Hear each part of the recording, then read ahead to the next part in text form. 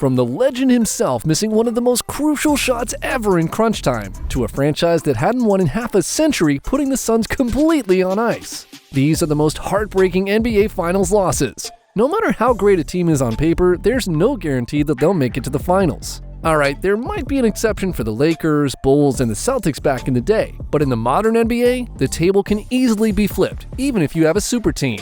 Whether by injuries, a bad performance, play, or shot by your team's superstar, or even superstars. So when a contending team gets there, they have to make it count, or they'll simply get on a plane to Cancun and wish things played out a little differently. Larry Bird knows this very well, because in 1987, after an ultra-hot performance, he missed a crucial three to win Game 4 against the Lakers. A shot he and everybody else was absolutely convinced would swish. If you think Larry in the city of Boston was disappointed the ball didn't go in, on the flip side, Michael Jordan systematically dismantled basketball for the Utah Jazz since his game winner all the way back in 1998. When it comes to cursing the very existence of one player, the Spurs have a pretty good case. When Ray Allen was still sharpshooting for the Heat, he pulled a masterclass of disruption by completely silencing every single person in San Antonio with a single three-pointer to force overtime in Game 6 in elimination. And more recently, the Suns' hopes to win their one and only championship was snuffed out by Giannis and the Bucks in 2021.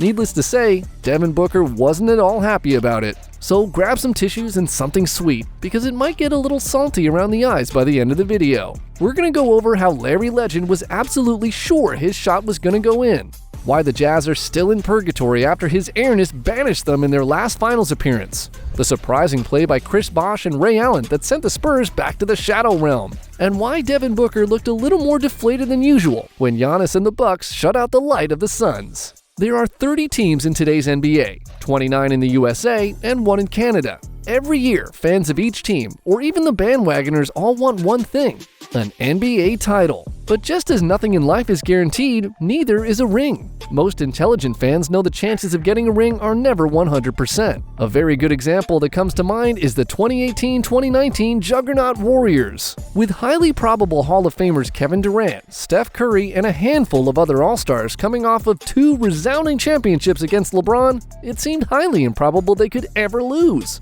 With an injury from Durant and Klay, combined with a lack of depth from the bench, Kawhi and the Raptors eventually put them down in 6 games. Today's NBA can be very punishing, even if it seems a team you're a fan of is invincible. The Nets with Harden, Durant, and Kyrie couldn't breach the later rounds of the playoffs. Even worse, they only ever won one single postseason series. And it would be difficult to understand why if we didn't already know, because all 3 could be potential, or in the case of Harden and Durant, highly probable Hall of Famers themselves. Building a super team doesn't seem to be enough anymore in the modern game. If your team doesn't mesh well, has off-court problems, injuries, or otherwise are just routed by a better coached or managed team, the odds are you're gonna lose. Even Jimmy Buckets and the Heat got to the finals in 23, and they came all the way up from the play-in in a very competitive Eastern Conference. So it's more than safe to say, when your team gets there, it's incredibly heartbreaking as a fan if they lose when it matters the most.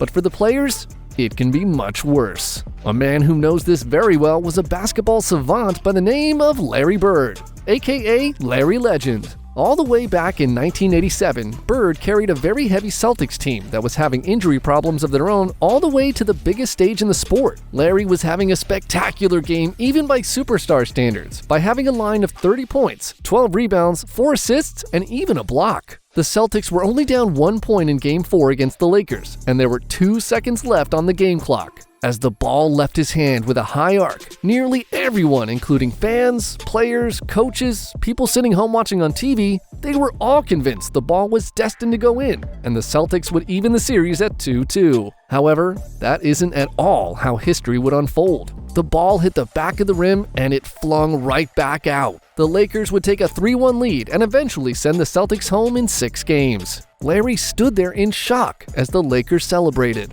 And to this very day, Larry Bird is still convinced the ball should have gone in. When Chicago was up against the Jazz in 1998, it did. Karl Malone was using his typical amazing basketball fundamentals to put some sweat on the Bulls in Game 6 of the series. Utah was up 83-79 with a little more than 2 minutes left to play, and Michael decided he would put a dagger in the heart of Utah fans.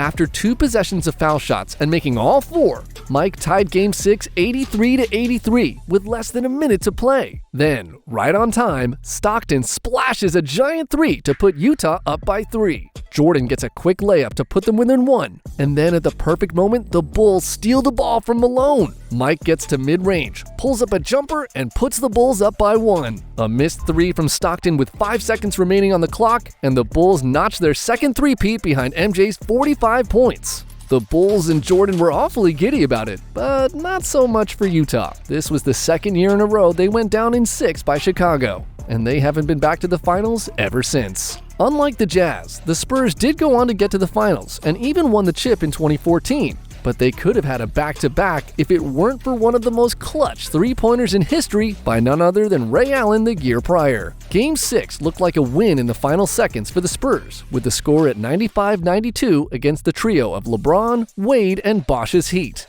When LeBron clanked a 3, it was looking like he would have to get his second ring later on down the line. But an incredibly overlooked rebound and assist by Chris Bosh to Ray with seconds left on the clock changed the course of history. The 3 that Allen made pushed Game 6 to overtime, where the Heat would eventually win 103-100 behind LeBron's triple-double of 32 points, 11 dimes, 10 boards, 3 steals, and 1 block. San Antonio later would fold in Game 7 95-88, and James would secure his second ring on the way to creating his own legacy. A team that has still yet to create a lasting legacy of its own would be the Phoenix Suns. After their perfect 8 wins in the bubble, where they lost 0 games, the Suns looked like a legit contender with up-and-coming superstar Devin Booker at its core. Looking to win their first ring ever, Phoenix came roaring into 2020-2021, having a staggering improvement with their record of the season being 51 wins and 21 losses, on top of having a top 5 offense and a top 10 defense. They toppled the Lakers in 6, completely swept the Nuggets, and snuck by Kawhi and Paul George's Clippers in 7. Then, they had to go up against the 2020 MVP in the Greek Freak and a handful of All-Stars in Brook Lopez, Chris Middleton, and Drew Holiday.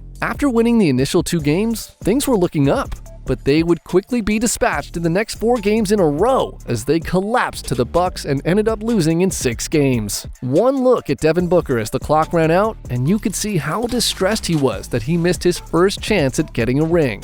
But if the Suns can keep their core pieces from being injured, and Kevin meshes better with Booker in the upcoming seasons, Devin may have a new swagger about him in the next couple of years. As an honorable mention, the Cavs losing out in 2015 after Kevin Love and Kyrie Irving going down to injury was quite heartbreaking itself. Well, that is at least for the Cavs fanbase and LeBron James.